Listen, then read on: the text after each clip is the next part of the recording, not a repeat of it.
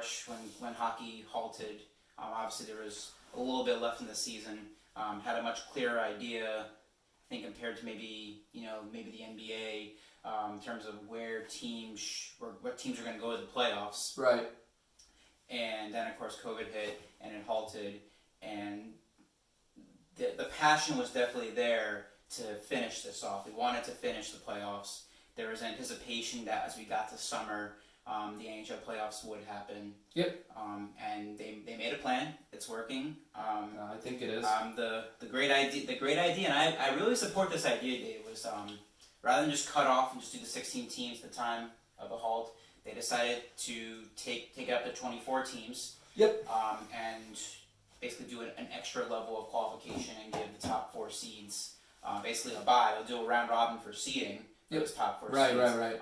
But it gave opportunity for teams who are on the outside in with the playoff push coming, an opportunity to try to fight their way, claw their way into the official, I guess you would call it, Stanley Cup playoffs. I don't know if we call this an unofficial or a faux kind of entry round in the NHL postseason.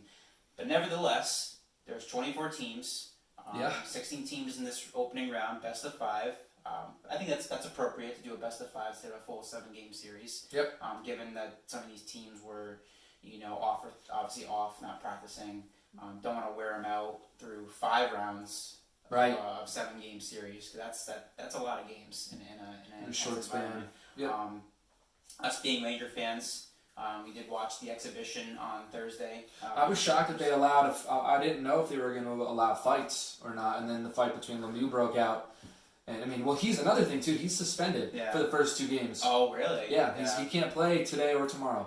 Well, I mean, Dave, with the NHL, you never allow fights. I mean, you obviously don't kick people out for fighting. You give them a 5-minute major and say, don't. But slap on the wrist. Don't do it. I was talking more because of the COVID stuff. I didn't know if they were going to allow. But then that sounds stupid because hockey's a sport kind of like football, where you're up in everyone's face. Yes, exactly. Checking people into the glass, you're really close to them, so 6 feet is really tough to adhere to. Which is why they're doing all the testing to make sure that the people who are playing are not positive for the virus. Okay. But I guess I didn't know if they were gonna, again, like you said, not allow it, but I didn't know if it was gonna be something very frowned upon because of COVID. I didn't know if they were gonna take extra precautions with that, but apparently not. Well, it's kind of a borderline situation, I think, Dave. Obviously, right. People with their bare knuckles, dropping the gloves, fighting. They obviously don't. Exactly.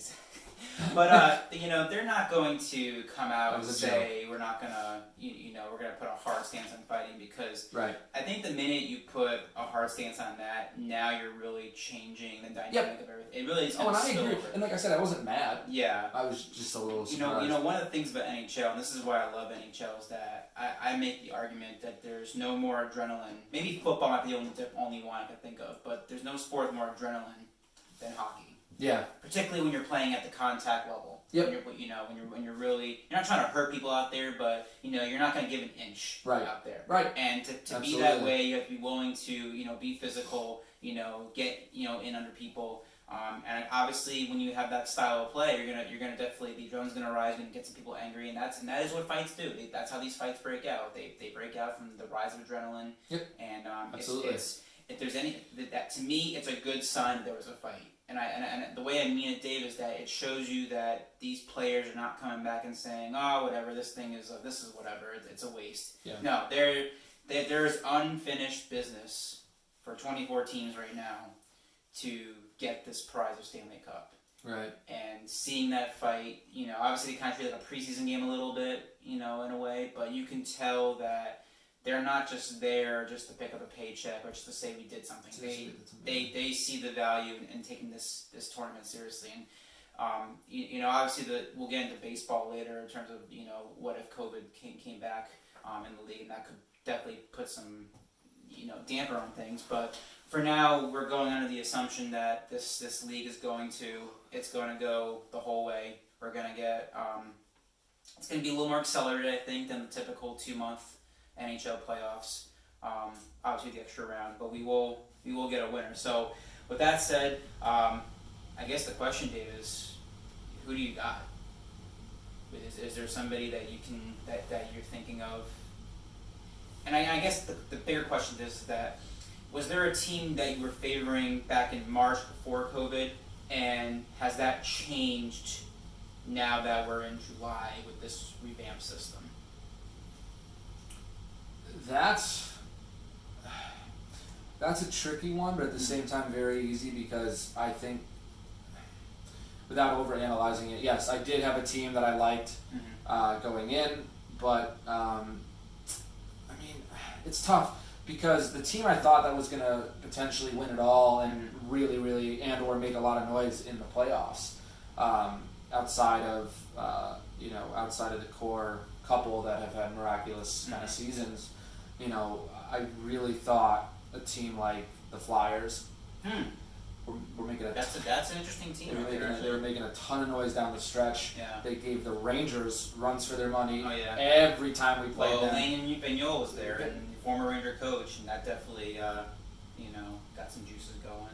But between that, I was really riding high on the Avalanche, Colorado. I thought that they were. Okay. Yeah, I thought that they had. If you want to pull up the roster, feel free. And I don't know who they have first round. I think they play. Well, Colorado's going to be in a round robin, I believe. They are. Let's see, yeah, they're going to be in a round robin. They're one of the top 4 teams. They're actually number 2 behind St. Louis. Right behind St. Louis. So you know how the round robin's going to work, right? I think I don't know how many games they're going to play. I think they're just going to play once each other, and the team and based on the points after those few games, they'll reseed those 1 through 4. 1 through 4. And where's Philly playing? So the Eastern Conference is going to be. You're talking about seeding. You're talking about where they're actually physically playing. Who are they playing? So Philly is number 2. Philly's number 4. So they're actually in the round robin as well. Yes, they could be 4, they could be 1, they could be 2 or 3. So I'll say this, Dave, and it's probably an easy out, and I hate to admit it, but I think the favorite, obviously going into before COVID, was the Bruins. I hate to win it all, or to win it all. As a Ranger fan, it kills me to say it, but to me, the Bruins they just have that completeness about them. And I think when we got to COVID, it was Boston and St. Louis again, the 2 teams from last Stanley Cup final. So I think that you can make a case that both those 2 teams are probably the favorites. But as I was watching games this year, I did notice that Boston just seemed to have a little more edge probably than last year, and probably a little more hunger because they fell so short last year. And I just had this feeling that if things had not gone uninterrupted, Boston would have just gone right through. Maybe there could have been an upset in there. Like you said, Philadelphia was definitely a good team. Tampa Bay is always relevant. Tampa Bay, yeah. You bring Ovi in. You never know with Washington. Right. But there were definitely some fresh blood there. The Islanders, Barry Trotz. There was a lot of. Absolutely. So that's why I bring up the question. Before versus after is. Obviously the same rosters, the same talent, the same team mentality, but you can see momentum fade away. But that's why I was also saying, to kind of divulge here, I think when you asked who I liked versus who I thought was going to win the whole thing, and I didn't want to just say, the Boston, the Bruins. No, as a Ranger fan, you never want to say that. But. That too, but more so just because I don't want to maybe state the obvious. I sometimes giving a team that I think might be a dark horse. It's too easy just to say Boston because they finished number 1 in the President's Trophy. But yeah, I do like the Philadelphia Flyers as a dark horse. I'll say right now, and I'm not trying to be biased as a Ranger fan, but if you watch the Rangers in those 3 weeks before COVID, they were really starting to pick up steam as a rebuilding team, and they were and. We can't prove this, but I have a belief that they would have snuck into the 7th or 8th seed, one of those wild card teams, if things had played out. They do get second chance here now. They actually start off with Carolina. Yep. And I do like their chances in that series, even though they're technically the underdog. They haven't lost. They haven't lost all year to Carolina. 4-0 head to head. But I'll just kind of wrap up this, Dave. Yep. With the NHL playoffs, the reason why I love this league more than others is that there's so much parity in the NHL compared to the other leagues. When we watch the NBA and NFL, we always have a very clear idea going in who the favorites are, and usually one of those favorites ends up doing it. Right. Baseball, a little bit more parity, but I would argue the NHL, you just don't know year to year. Yeah, there's obviously some teams with star power that you always put towards the top. So every year it's always, Sydney and Pittsburgh, it's Washington, OD. Yep. That makes sense. But you don't have this like dynasty kind of team that the Patriots, or LeBron James or anything like that. So there's 12 teams right now. I don't think Montreal's going to win it all. Just going to put that out there. The 12th seed. Sorry, Montreal. As a Ranger fan, I'll see how the series plays out. I do think the Rangers can eke it out in 5 games, and maybe I can reassess. But yeah, Boston, Philadelphia. So you're saying you don't think the Rangers will get by Carolina, or you do think? I do. I think they'll win in 5 games okay. against Carolina. In 5. But I said after that you have to reassess. Yep. If they get Boston in round 1, they did not play well against Boston. Not a lot of teams did. No, that's very true. But anything can happen, Dave. That would make me Anything very can nervous. happen. That would make